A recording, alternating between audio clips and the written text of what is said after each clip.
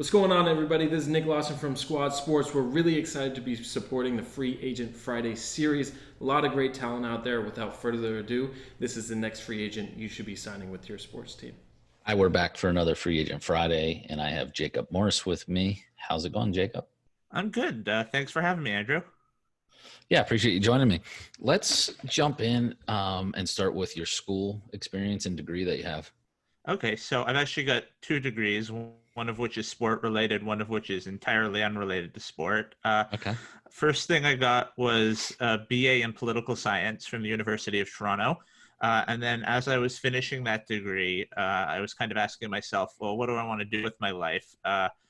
What exactly does one do with the BA in political science, right? A lot of people I graduated with went to law school, and that was just not for me. And I said, well, I really enjoy sports. And how do I turn this love of sports into a career path? And I went back to school and got a diploma in sport management from Humber. So that's where the sport skill set comes from. What's kind of the ideal job that you're looking for in sports? Oh, I mean, like the absolute dream job would be like that CMO level in a major Canadian sports um, property. So not necessarily. I don't want to fit so narrowly that it's like, oh, I want to be CMO for the Jays or Right. CMO for the. I'll take anywhere. Yeah. That's good. What is your goal now? What are you looking for now? Oh, well, I had a background in communications and marketing, so anywhere where it would be, I'd be working in a communications department, I'd be working in a marketing department for a sports team, helping them develop their message, their marketing, getting that message out about what the team's about, trying to get fans in the door, trying to get the media writing about them. That's what I'm into. Okay. At what point did you decide you wanted to get into sports? Oh man, get into sports. I mean, since I was about 5 years old, I think. Nice.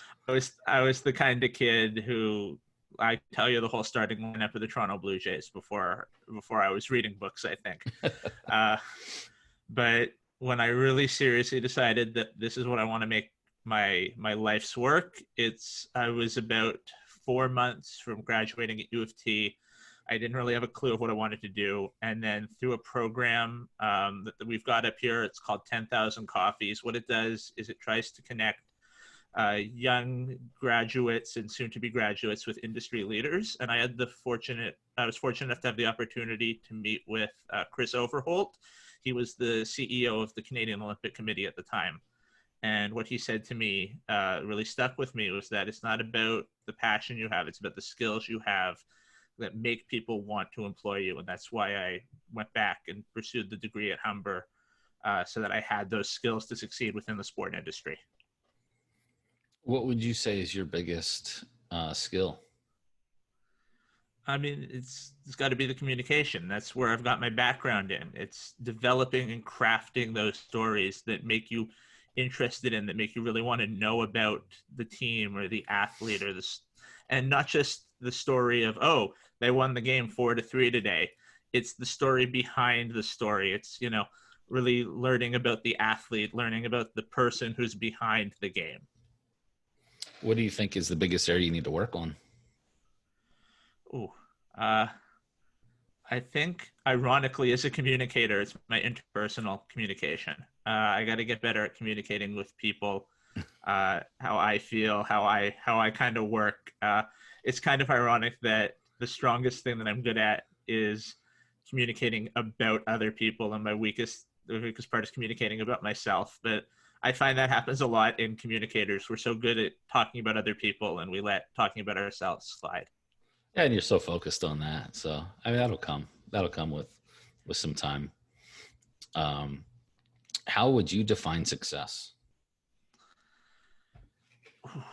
That's a tough one. To be successful is to be comfortable with where you are. You don't have to be at the top of the food chain. But if you're happy and you're making your bill payments and you have time to spend with your family, that's success to me. Oh, that's very good.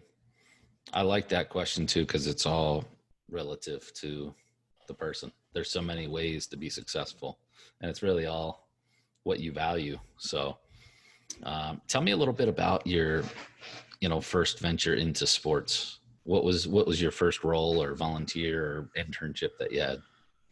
Oh, well, volunteer versus internship are two very different things. Volunteer role, the first ever thing I volunteered in sports was with the Toronto Wolf Pack. I don't know if you've heard of them. What are They're they? a they're a rugby club, and they play in the English Rugby League actually, but they bring teams over from England to compete against them in Toronto and then spend half their season in England.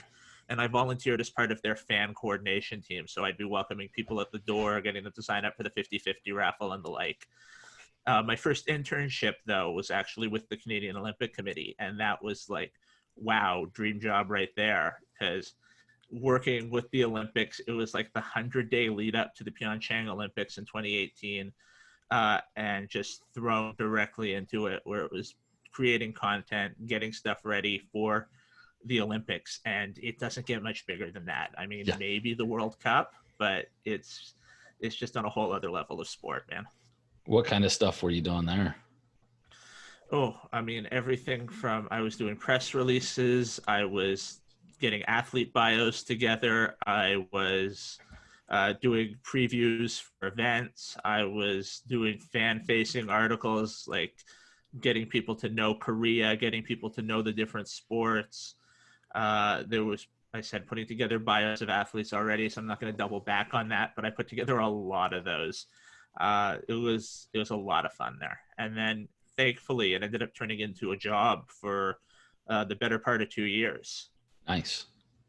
Same kind of stuff. Once it was a job. Same kind of same kind of stuff with the job. It was a lot more on the media side, press releases, media monitoring. Again, helping craft that message of what the Canadian Olympic Committee is all about. Any other sports experience? No, it's been fairly limited. There was some stuff through school. There was an event that we ran helping promote the North American Indigenous Games, which were hosted in Toronto at the time. I helped volunteer as the communications coordinator for that. Always in communications with me. It's where the strong suit is, so lean into it, right? But no, not a ton of sport experience. It's been, I had communication experience because of the degree in political science, and then took those skills and applied them to the sports world. Yeah, it's good. And the nice thing about communications too is it's, it crosses over. So, communication, I see a lot of people coming from just, corporate communications positions to sports at different levels. So definitely a lot of crossover. What, with a job, are you open to relocation, or are you looking for something just in the Toronto area? I mean, I'm open to relocation. The platonic ideal would be the Toronto area, but you got to go where the work is, right? Yeah. And thankfully, my wife's job, she can work pretty much anywhere. She's a civil engineer, so there's always work for them. So it's not as if we have to particularly balance. Well, I would have to go, and then she would have to get recertified, or really struggle to find a job. It would be fairly easy for her to find work. So you where the work is, right? What's your favorite sport? Oh, that's like asking me to choose between children, man. It's like asking a parent to choose between children. I love them all, but if you're You do? gun to my head, I got to say baseball. That was my first love, and it's still the deepest passion there. And I take it your favorite team, the Blue Jays? Yeah, it's definitely the Jays. Come on, let's think outside the box. How about hockey? Are you a Canadian football fan or NFL fan?